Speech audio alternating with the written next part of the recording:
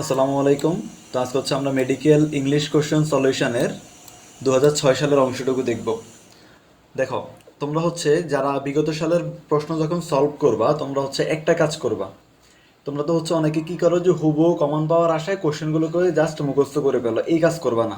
তোমরা অ্যাটলিস্ট যে কোশ্চেনটা যে টপিক থেকে আসছে সলভ করার পরও ওই টপিকটা তুমি ক্লিয়ার করে ফেলবা। আর সাথে হচ্ছে যে অপশনগুলো থাকবে, মনে করে এখানে এই যে ডাইটের পরে অ্যাড কেন হয় নাই, অফ কেন হবে বা পর কেন হবে, তুমি এই জিনিসগুলো হচ্ছে পুরোপুরি একটা ক্লিয়ার আন্ডারস্ট্যান্ডিং তোমার থাকা লাগবে। দেন তুমি ইংলিশ অংশের জন্য একটা ভালো লেভেলের তোমার প্রিপারেশন হয়ে যাবে। যেটা আমি নিজে ইংলিশ ডিপার্টমেন্টে অনার্স করতেছি, তো আমার হচ্ছে যথেষ্ট ইনশাল্লাহ এটা সম্পর্কে একটু ধারণা আমার আছে ন্যূনতম হলেও। তো তোমরা হচ্ছে এইটুকু একটু মেনে চলবা, দেন তোমাদের আশা করি ইংরেজির জন্য কোনো প্রবলেম হবে না। আর মেডিকেলে কিন্তু চান্স পাওয়া এবং ভালো একটা মেডিকেলে চান্স পাওয়া দুইটা কিন্তু ইংরেজির উপরেই ম্যাক্সিমাম ক্ষেত্রে ডিপেন্ড করে। তোমরা যখন পরীক্ষা দিবা বা যখন আরেকটু মানে জানবা, যখন ক্লাসগুলো করবা, পরীক্ষার যখন কাছাকাছি টাইম চলে আসবে মেইন পরীক্ষার, তখন তুমিও বুঝবা যে আসলে কোন সাবজেক্টটা তোমার সবচেয়ে বেশি প্রয়োজন বা নিড, কোন সাবজেক্টটা। আচ্ছা, শুরু করে দিয়ে ক্লাসটা আজকে। দেখো, প্রথমে বললো যে হি ডাইড ড্যাশ অ্যাক্সিডেন্ট। তাহলে ডাইডের পরে একটা শূন্যস্থান দিয়েছে, এরপর অ্যাক্সিডেন্ট আছে। আচ্ছা দেখো, এইটা কোশ্চেনটা আসছে হচ্ছে আমাদের অ্যাপ্রোপ্রিয়েট প্রিপোজিশন থেকে। এখন এই যে ডাই বা ধরো প্রেজাল ভার্ব যেটা, সেটার থেকে হতে পারে। দেখো, এই যে ডাই যেটা, সেইটার সাথে অনেকগুলা প্রিপোজিশন হয় ডাইয়ের সাথে। এই যে এটও অ্যাড হয় না, অ, পর, বাই, তোমার হচ্ছে তারপর উইথ, এই ডাইয়ের সাথে কিন্তু এই প্রিপোজিশনগুলো সবগুলাই হয়। তবে তোমাকে হচ্ছে কনটেক্সটটা দেখতে হবে যে সে ডাইটা মানে মারা গেছে কিভাবে, সেটার উপর ডিপেন্ড করে তোমার হচ্ছে ডাইয়ের পরে শূন্যস্থানটা তোমার পূরণ করতে হবে। তো দেখো, ডাইয়ের পরে অ্যাড হয় না, অ্যাড তো হচ্ছে তোমার ছোট জায়গা বা নির্দিষ্ট সময়ের পূর্বাভাস, অ্যাড না, অ্যাড হয় ডাইয়ের সাথে হয় না। ডাইড অফ, দেখো এটা হয় ডাইড অফ। ডাইড অফ মানে তোমার হচ্ছে মনে করো সে কোনো একটা রোগে মারা গেছে। মনে করো সে হি ডাইড অফ ক্যান্সার, যে সে ক্যান্সারের মাধ্যমে, ক্যান্সারের কারণে সে মারা গেছে, তাইলে কি হবে? Died of. আবার বলতেছি, রোগের কারণে মারা গেলে হয় কি? ডাইড অফ হয়। ওকে, এরপর আসো পর কখন হয়? ডাইট পর হবে কখন? সে যদি দেশের জন্য বা কোনো মহৎ উদ্দেশ্যে মারা যায়, তাহলে তাকে বলা হবে কি? ডাইট পর। যে হি ডাইট ফর হিজ কান্ট্রি, সে তার দেশের জন্য মারা গিয়েছে। তাইলে ডাইট পর কখন হবে? ডাইট পর হবে তোমার হচ্ছে যখন সে দেশের জন্য মারা যাবে। এরপর আসো ডাইট বাই।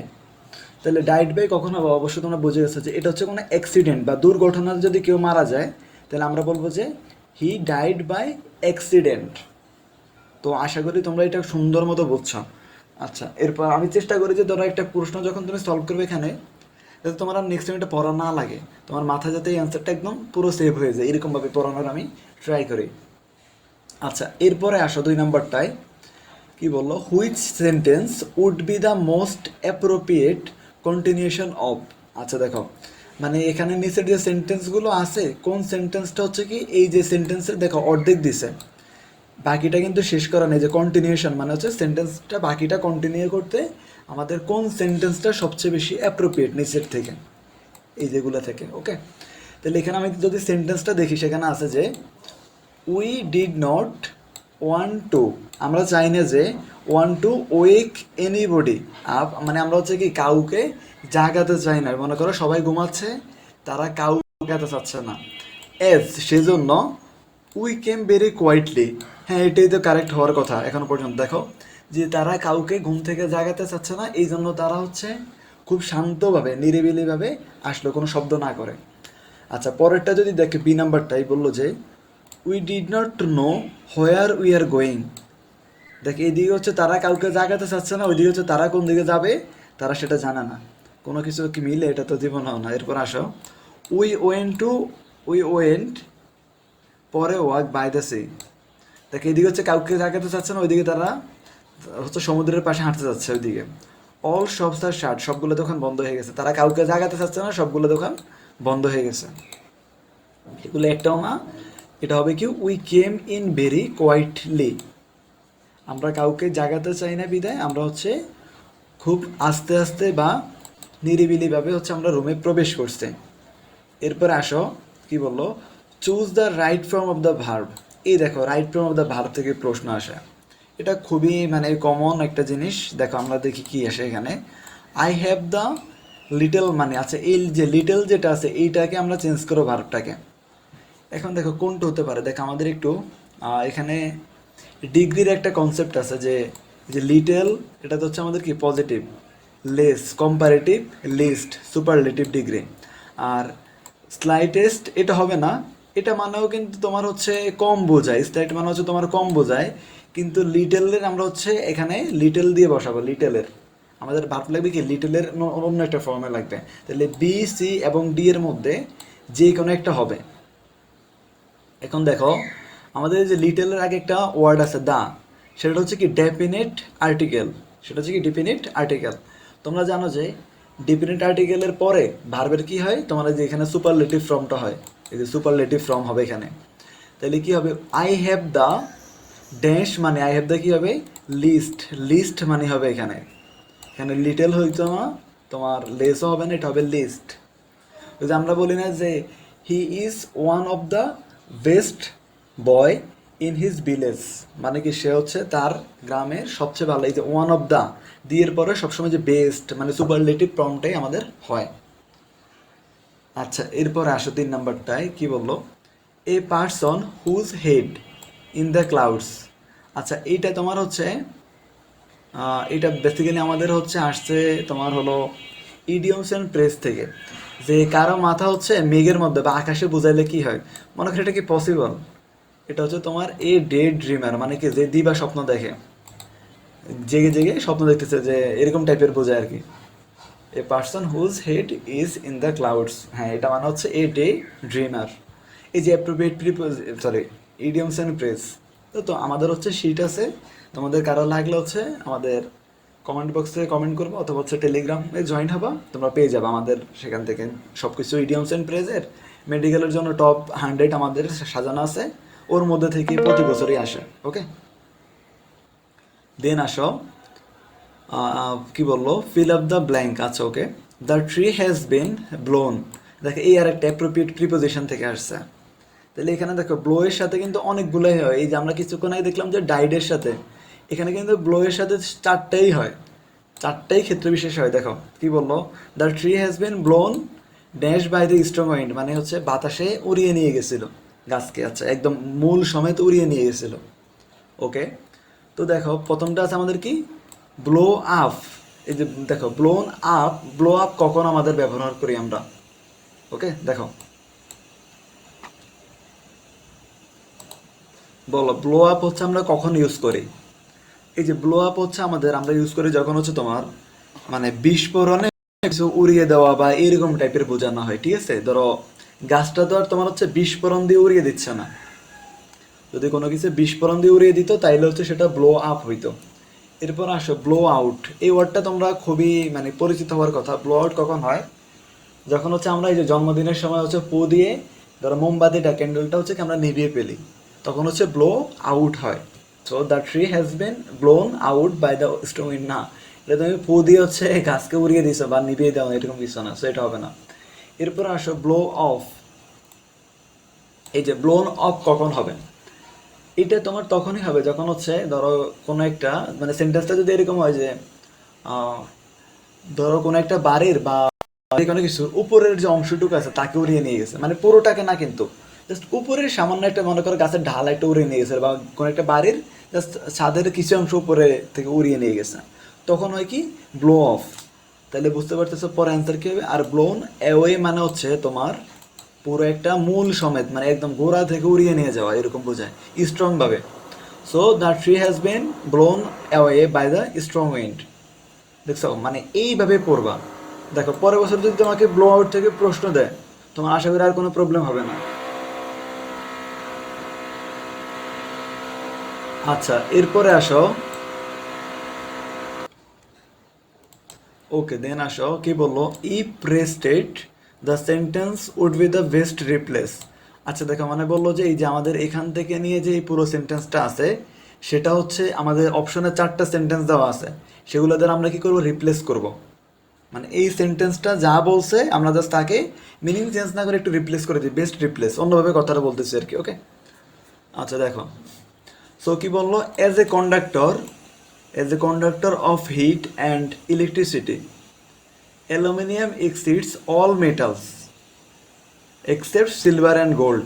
ওকে, মানে ধরো একটা পরিবাহী হিসাবে, মানে তাপ এবং হচ্ছে বিদ্যুৎ পরিবাহী হিসাবে অ্যালুমিনিয়াম কি অল মেটালস, অ্যালুমিনিয়াম সবগুলোর চেয়ে শ্রেষ্ঠ এক্সেপ্ট গোল্ড অ্যান্ড সিলভার, মানে ধরো সেগুলোর চেয়ে ভালো পরিবাহী দেয় আর কি।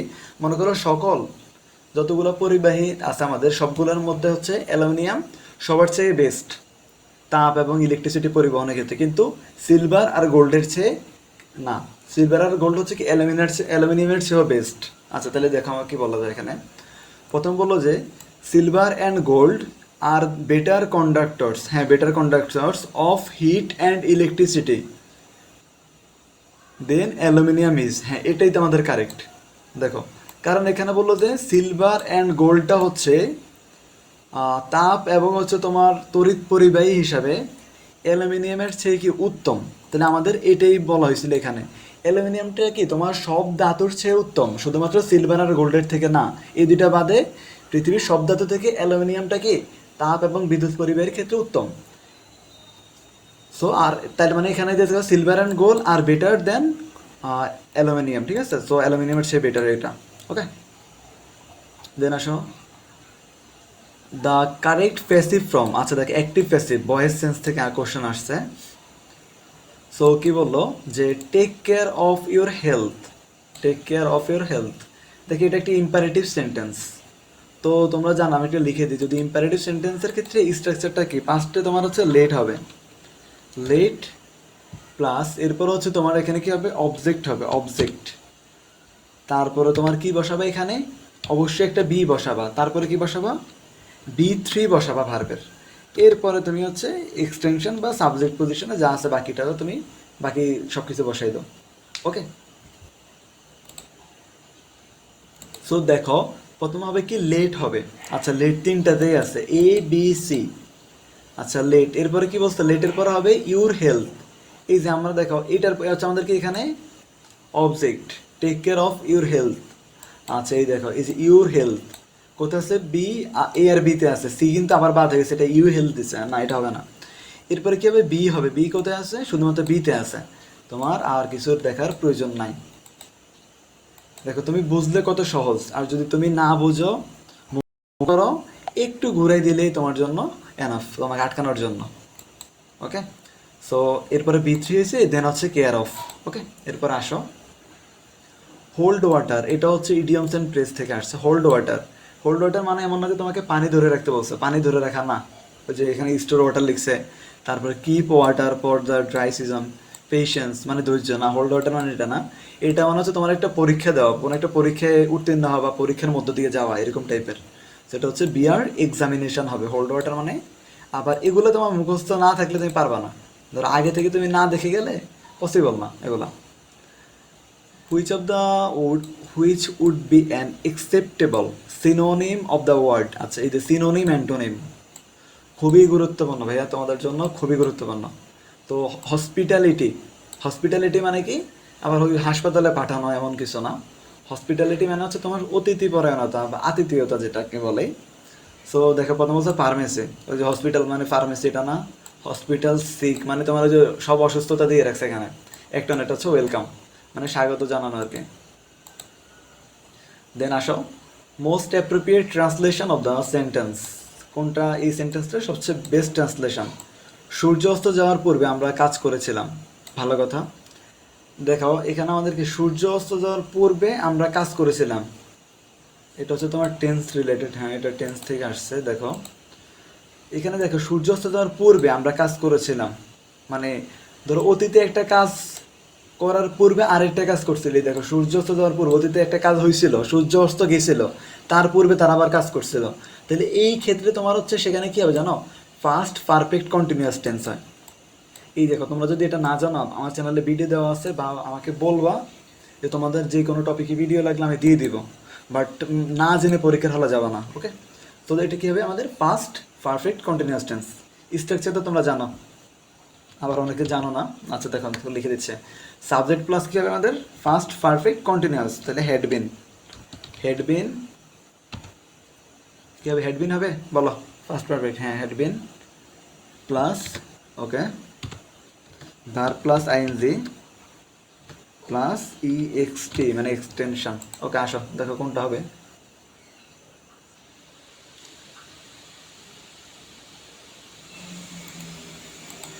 আচ্ছা এই নাম্বারটা আমাদের কি বলো দেখো, এই নাম্বারে বললো যে we subject correct, we had correct, been আছে নাই, বাদ এটা। উই উড হয়েছে, এটা বাদ, লাগবে না। উই হ্যাভ দরকার নাই, উই হ্যাড বিন আর কিছু দরকার না। উই হ্যাড বিন আছে মানে তোমার আর কিছু প্রয়োজন নাই। দেখো বুঝলে ইংরেজির মতো সহজ জিনিস তোমার আর কিচ্ছু নাই, আর না বুঝলে ইংরেজির মতো কঠিন জিনিস আর কিচ্ছু নাই, এটা মাথায় রাখবা। ওকে দেন আসো, choose the correct indirect speech, narration থেকে আসছে। দেখো কি বললো, হি আস্কড মি, সে আমাকে জিজ্ঞেস করলো। আচ্ছা আস্কড মি, আচ্ছা এটা ঠিক আছে, সে আমাকে জিজ্ঞেস করলো। এরপরে দেখো, আচ্ছা তোমরা কি জানো এই যে এই পাঁচটা, এটাতে হচ্ছে তোমার রিপোর্টেড ভার্ব, রিপোর্টিং ভার্ব, আর এই পাঁচটা হচ্ছে রিপোর্টেড স্পিচ। সো আমাদের এখানে দেখো এই যে কমা এবং যে ইনভার্টেড কমা আছে, এটা উঠে আমাদের কি হবে জানো, এটা উঠে তোমার যদি ধরো সেন্টেন্সটা, ইন্টারোগেটিভ সেন্টেন্সটা ডাব্লিউএস ওয়ার্ড দ্বারা শুরু হয়, কি বললাম, ইন্টারোগেটিভ সেন্টেন্স ডাব্লিউএস ওয়ার্ড দ্বারা শুরু হলে ওই ডাব্লিউএস ওয়ার্ডই হবে কিন্তু এখানে। আর যদি ধরো তোমার অক্সিলারি ভার্ব দ্বারা শুরু হয়, তাহলে তোমার ইফ অথবা হচ্ছে ওয়েদার হবে, যে কোনো একটা, ইফ অথবা ওয়েদার। তাহলে দেখো এখানে ইফ কারেক্ট, ওয়েদার কারেক্ট, ওকে। এরপরে দেখো আমার কি আছে, he asked me if, he asked me weather, দুইটাই কারেক্ট। এই যে ইফ এগুলো সবগুলো কারেক্ট এখনো পর্যন্ত। এরপর আসে কি বললো, যে আর ইউ হ্যাপি, ইউ মানে কাকে বলছে, সেকেন্ড পার্সন, তার মানে আই মানে আমাকে বলছে, সে আমাকে বলতেছে। এই যে হি আস্কড মি আমাকে, তার মানে এখানে হবে কি আই হবে, হ্যাঁ আই। আর আছে না এখানে, আই এর সাথে কি হবে, এম হবে না। তোমার যদি ধরো এটা তো কিসে আছে এখন, প্রেজেন্টে আছে, যদি দেখো যে এখানে আর আছে, এম ইজ আর, তাহলে তুমি যখন সেটাকে ইনডিরেক্টে নিবা সেখানে ওয়াজ ওয়ার করবা। আবার বলতেছে ডিরেক্টে যদি তোমার এম ইজ আর তিনটার যে কোনোটা থাকে, তুমি তাইলে ইনডিরেক্টে গেলে তাকে ওয়াজ বা ওয়ার করবা। সো আই এর সাথে কি হয়, আই এর সাথে এখানে এম হবে না, এই যে ওয়াজ কারেক্ট। আর এখানে আই হ্যাড বিন দিছে, আর এখানে কি দিছে, আই হ্যাভ বিন। আর তোমার কিছু দেখার প্রয়োজন নাই, অ্যান্সার আমাদের এই নাম্বারটা। ওকে, আই হোপ তোমরা সুন্দর মতো ক্লাসটা ধরতে পারতেছো সবগুলা। যদি কোনো কিছু প্রবলেম হয় আমাকে হোয়াটসঅ্যাপে নক দিবা, বা হচ্ছে যে কোনোভাবে আমাকে রিচ করার চেষ্টা করো, আমি তোমাকে হেল্প করার চেষ্টা করবো। মানে আমি আমার বেস্টটা দিয়ে ট্রাই করি যে স্টুডেন্ট যাতে তোমার হচ্ছে একটা ভালো আউটপুট পায় সব কিছুর দিক থেকে। ওকে, সো দেন আসো। আচ্ছা আমাদের ক্লাসটা কিন্তু শেষ পর্যায়ে, এখানে 11টা কোশ্চেন আমরা পাইছিলাম, তো 11টা সলভ করে দিছি। আর আমাদের হচ্ছে তোমাদের মেডিকেলের জন্য দেখো, মেডি ইংলিশ ফুল কোর্স চলতেছে কিন্তু আমাদের, মাত্র 999 টাকা। তোমরা ধরো 25-30 হাজার টাকা দিয়ে কোর্সে ভর্তি হও, টাকাটা তো মেন কথা না, মনে করো যে একটা কোর্সে ভর্তি হলো তুমি, মেডিকেলে তোমার ড্রিম এটা, সাদা অ্যাপ্রন পড়বা সব কিছু, কিন্তু তোমার হচ্ছে ধরো এটা অ্যামাউন্টটা কিন্তু বেশি না। তুমি ভাইয়ের যে পড়ানোর স্টাইল, যে প্যাটার্ন আমি পড়াই, তুমি অবশ্যই বুঝতে পারছো, তোমাকে ধরো 4 মাস আমি পড়াবো, এরপরে তোমাদের প্রত্যেকটা পরীক্ষার পরে আমি এক্সাম নিব, class exam class exam class exam এইভাবে চলবে আমাদের। তারপর তোমার হচ্ছে তুমি আমাকে ধরো গাইডলাইনের মধ্যে থাকবা। এবং আমার কোর্সে যদি ধরো যারা পড়বে না, একটা মানে ওয়ার্নিং দিয়ে দিচ্ছি যে তোমাদের জন্য, মনে করো তোমার যদি কোর্সে থেকে ডেডিকেশন নিয়ে তুমি যদি পড়তে পারো, দেন তুমি কোর্সে ভর্তি হবা। আদারওয়াইজ কখনোই তুমি আমার কোর্সে ভর্তি হওয়ার প্রয়োজন নেই। তুমি যদি ভর্তি হও, বাট তুমি যদি পড়াশোনাটা ঠিক মতো আমি না পাই, আমি তোমাকে কোর্স থেকে রিমুভ করে দেবো। সোজাসুজি আমি তোমাকে, যদি তোমার কোনো মেজর কোনো প্রবলেম থাকে দেন মানে ওটা আমি কনসিডার করে দেখবো। কিন্তু তুমি যদি ইচ্ছাকৃতভাবে ধরো ক্লাস করতেছো, ক্লাস করলা না, বা তুমি হচ্ছে ধরো পরীক্ষা অ্যাটেন্ড করতেছো না, পরীক্ষা অ্যাটেন্ড করতেছো, তুমি ধরো পরীক্ষা কোশ্চেন দিলাম 20টা, তুমি 5টা দেখাই স্যারগুলো আবার 5টা অ্যান্সার দিয়ে তুমি সাবমিট করে দিছো। তো এইরকম যারা আছো, তোমরা যদি মানে ভালো হয়ে পড়াশোনা করার ধরো তোমার মোটিভ থাকে, দেন তুমি হচ্ছে কোর্সটাতে এনরোল করবা। আদারওয়াইজ তোমার জন্য এই কোর্স না, তুমি অন্য কোথাও ট্রাই করতে পারো। আচ্ছা এরপর আসো, মেডি এক্সাম বেস, ঠিক আছে। তোমরা তো জানো যে মেডিকেলে এক্সামের কোনো বিকল্প নাই, তুমি যদি যত বেশি এক্সাম দিতে পারবা। তবে তোমাদের এই যে ফাইনাল মডেল টেস্ট যেগুলো কোচিং সেন্টার থেকে লঞ্চ করো, ওগুলো কিন্তু তোমার হচ্ছে শেষ মুহূর্তে আসে, ধরো পরীক্ষার 1 মাস আগে। আর আমি হচ্ছে ফাইনাল মডেল টেস্টের আদলেই তোমার হচ্ছে শুরু থেকে পড়াবো। ধরো ফাইনাল মডেল টেস্ট কি, মানে যেরকম প্রশ্ন আসবো ওইরকম প্রশ্ন পরীক্ষা। তো এর আগে তোমাদের হচ্ছে কেন ওইরকম প্রশ্ন পরীক্ষা নেওয়া হয় না? দেখো কোচিং সেন্টারগুলো লিখতে তোমার মনে করো যে তোমাকে অণুজীব পড়াচ্ছে, ওই যে উদ্ভিদ বিজ্ঞান আমি চতুর্থ চ্যাপ্টারের কথা বলতেছি, যে অণুজীব তোমাকে পড়াচ্ছে। তো অণুজীব অধ্যায় থেকে তারা হচ্ছে ব্যাকটেরিয়া থেকে প্রশ্ন দিল, ও তার ম্যালেরিয়া থেকে প্রশ্ন দিল, এরপর মনে করো ভাইরাস থেকে দিলে, অনেক কিছু দিল। কিন্তু আমাদের অণুজীব থেকে যদি কোশ্চেন মানে বলে কি আসে, তোমার কিছু সময় কয়েকদিন মানে কলেরা নিয়ে 2-3টা প্রশ্ন আসছিল, যে মানে ব্যাকটেরিয়াটা কেমন আকৃতির। তারপরে আর সবচেয়ে বেশি প্রশ্ন লাগে কোনটা, ভাইরাসের যে আকার আকৃতি, ধরো টি2 ভাইরাস কোনটা, ঠিক আছে, এই যে ভাইরাসগুলা, ঠিক আছে, এগুলাই হচ্ছে আমাদের সবচেয়ে বেশি গুরুত্বপূর্ণ জায়গা। সো আমি হচ্ছে তোমাদেরকে স্পেসিফিক ওই জায়গাগুলোকে মার্কিং করে, মানে আমি তোমাদের হেল্প করবো, নট এক দিতে শুধু ইংলিশের জন্য না, জিকের জন্য ক্লাস দেবো, সবগুলোর জন্য। তো যারা এক্সাম বেসে থাকবে তোমাদের ডেডিকেটেড একটা গাইডলাইনের মধ্যে তুমি থাকবা। এটা কিন্তু মাত্র 499 টাকা, অনেক কম প্রাইসে দিচ্ছে, জাস্ট আমাদের for the first time. So এই জন্য হচ্ছে আমরা কম রাখতেছি এবার। আর তুমি অবশ্যই হচ্ছে ভাইয়ের হোয়াটসঅ্যাপ নাম্বারে নক দিয়ে তুমি এনরোল করে নিবে। ওকে, তো সবাই ভালো থাকবা, আল্লাহ হাফেজ।